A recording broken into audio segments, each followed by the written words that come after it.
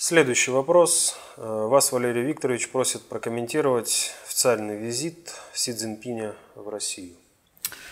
Это не официальный визит, это гораздо выше, это государственный визит, самый высший визит в рамках отношений двух государств. Вот, по протоколу, по заключаемым соглашениям и все прочее.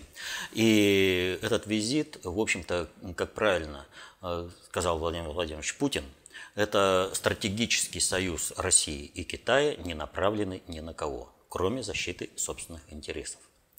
Китай, как центр концентрации управления, который он постепенно превращается, не может состояться, если он не будет поддержан со стороны России.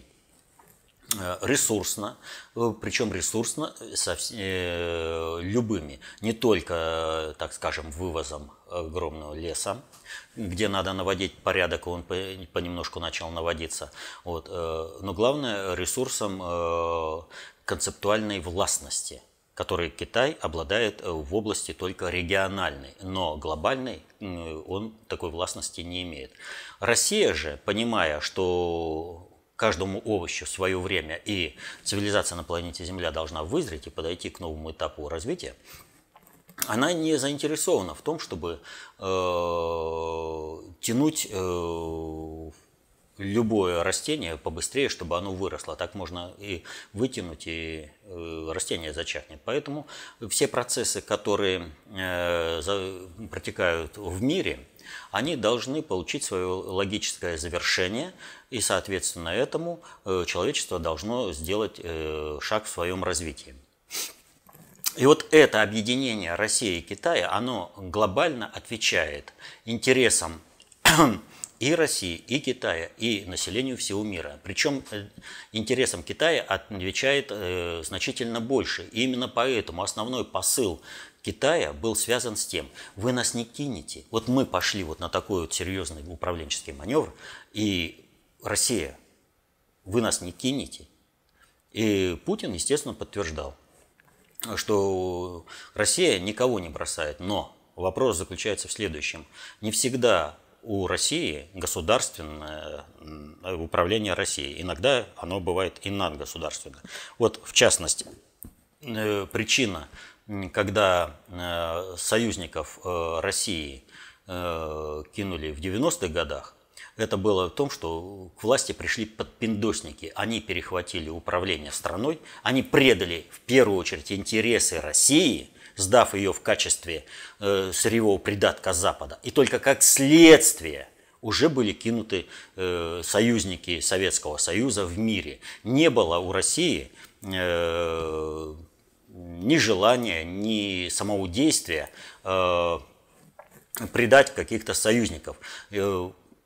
То, что союзники Советского Союза оказались без поддержки в мире, стало следствием разгрома России как государства в виде СССР.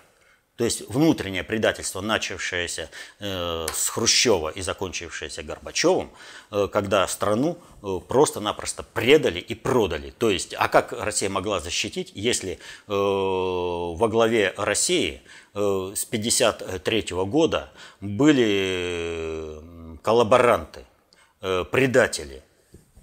Ну, не в явной мере, многим еще нужно объяснять, почему предатели Хрущев и Брежнев, но Горбачев-то он предатель. Он предал прежде всего Россию, Советский Союз. А потом, естественно, уже Россия не могла оказать никакой помощи. И вот в этом плане я еще раз говорю, когда мы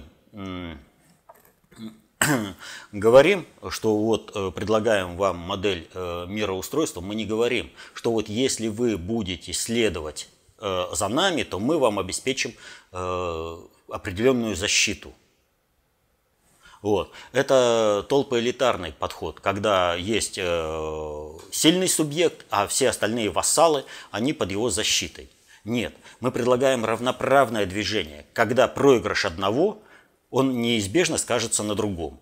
Вот вы согласны на этом? Тогда вы, значит, должны не просто в вассальном положении идти, а вы должны быть в тандемном режиме работать с Россией для того, чтобы обеспечить свое развитие и обеспечить того, чтобы вас Россия, как самый мощный субъект управления, не оставил без своей защиты.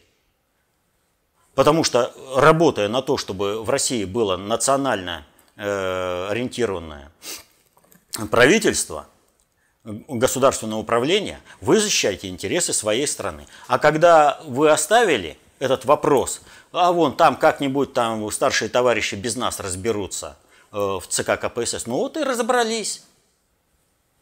После смерти Сталина страну стали сливать. Так вот, был же уже момент в истории России и Китая, когда русские китайцы братья навек. Вот. Ничем не завершилось. Так вот и сейчас ситуация такая, у Си Цзиньпиня прямое. Ребят, ну вот мы сейчас ввязываемся в такие очень серьезные вещи. Мы вместе идем. А дальше-то как? Вот как у вас будет происходить транзит власти? Ведь сейчас вся ситуация внутреннего элитарного отношения, они все готовятся к тому, когда Путин уйдет. Они сейчас занимаются рейдерскими захватами, создают различные проблемы друг другу, но при этом расшатывают собственно государство. Они уничтожают свое государство. Все кланы сейчас с увлечением рубят сук, на котором сидят. Они не понимают, что то, чем они сейчас занимаются, приведет к крушению государства вообще и их персонально, лично, каждого. Ну, понятно, что подпиндосники, такие как Волошин и Компани, они всегда работали на уничтожение России и русских. Они в этом видят свое процветание. Они не понимают, что после того, как России и русских не будет нужды и в этих подпиндосниках. Их тоже ликвидируют. Но когда это благородный Запад не бросал тех, кто выполнил? Оказанная услуга уже ничего не стоит. Не это ли принцип действия Запада? Поэтому всем вот этим семейным подпиндосникам стоило бы подумать, прежде чем крушить российское государство. Вот это большая проблема. И то, что Си Цзиньпину здесь показали, он видит, что Путин создает систему, при которой неважно, кто придет, но национально ориентированное, государственно ориентированное управление у России будет. А значит, не будет никакого поражения России в холодной войне, и Россия будет и дальше становиться как субъект глобального управления, концептуально властный субъект. Это для Китая сейчас принципиально важно. В какой-то мере это важно и для глобальщиков, потому что им уже время поджимает, а перенос центра концентрации управления хотя бы в Китай, он все как бы затягивается. Уже пустые города стоят, готовые принять специалистов, а процесс перевоза специалистов еще в самом зачаточном состоянии. Но вопрос союза России и Китая, он полностью противоречит американской страновой элиты, которая живет по принципу Pax Americana. И этой страновой элите Соединенных Штатов им хочется по-прежнему на основе 6-го приоритета, на основе авианосных ударных группировок, авианосцев прийти куда-то, отбомбить папуасов и выкачивать везде ресурсы, сидеть на банковских потоках и все эти ресурсы, как глобальный этот паразит, кровосос, все это высасывать, высасывать и высасывать. Они не понимают, что мир уже дошел до предела таких возможностей. Пакс Американо далее невозможен, надо перестраивать Соединенные Штаты. А они этого хотят. Глобальщики перестраивают мир. В этом мире Соединенные Штаты должны быть реформированы. Страновая элита Соединенных Штатов не хочет ни перестройки, ни структуры, ни системы существования Соединенных Штатов в мире. И они за это борются. И что произошло ответом на визит Си Цзиньпиня в Россию? Произошло две практически одномоментно ситуации. Одна произошла в Молдавии, а другая произошла в Гонконге. Но если в Гонконге, понятно, там возбудили, опять же, вот этих хомячков, подпиндосников выйти на улицы, они, значит, утверждают, как всегда, что у них марш миллионов, полиция утверждает, что там порядка 240 тысяч, это не важно. Главное, что там попытались поднять бузу. Это вот ответка Си Цзиньпиню на визит и на его договоренности с Россией. России сделали ответку через Молдавию. И ведь почему Молдавия? Плохо ли, хорошо ли, но сейчас все заинтересованы в том, чтобы на Украине не произошло обострение ситуации. Да, пусть кланово-корпоративные группировки между собой перегрызутся, но то, что было сказано Юлией Мендель и выражено через типа плагиат